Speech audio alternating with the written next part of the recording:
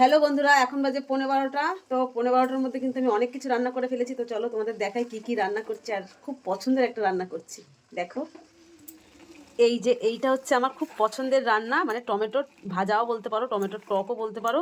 টমেটোর থেকে কিন্তু লঙ্কা বেশি, প্রচুর কাঁচা লঙ্কা দিয়ে ঝাল ঝাল টক টক একটা টমেটোর এই টক রেসিপিটা তোমাদের সঙ্গে শেয়ার করেছিলাম। আমার ভীষণ প্রিয় এই শীতকালে এই টমেটোর টক। আর এই বেগুন ভাজা হলে আমার আর কিছু লাগে না। এর মধ্যে কিন্তু কুমড়োও আছে, এই যে মিষ্টি কুমড়ো, সব লবণ হলুদ মাখিয়ে রেখেছি। এগুলো ভাজবো। আর কি রান্না হয়েছে চলো দেখাই। ওই যে আমার শাশুড়ি মা বসে আছে, আর এদিকে রান্নাবান্না হয়ে গেছে, সকালের খাওয়া দাওয়া করব। তো এখানে কেটে রেখেছি স্যালাড। আর এই শীতকালে গাজরটা খাওয়া খুব ভালো। আর আজকে শুক্রবার, শাশুড়ি মায়ের আজকে নিরামিষ, অনুকূল ঠাকুরের দীক্ষিত, সেই জন্য। তো এখানে আছে লাউ দিয়ে মুগ ডাল, আর আছে কাঁচা কুমড়ো, পাশের বাড়ি থেকে এই কুমড়োটা দিয়েছিল।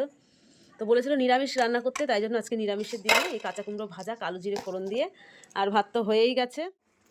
আর যদি কর্তামশাই মাছের জন্য বায়না করে তাহলে আমাকে মাছ রান্না করতে হবে, সেটা বেলার দিকে। তো এই যে নিরামিষ রান্নাটা করে গুছিয়ে তারপরে আমি মাছ রান্না করব। তো বন্ধুরা, শুভ সকালের অনেক শুভেচ্ছা। তোমরা সবাই ভালো থেকো আর এইভাবে আমাকে সাপোর্ট করে যেও। তো সকলকে বাই।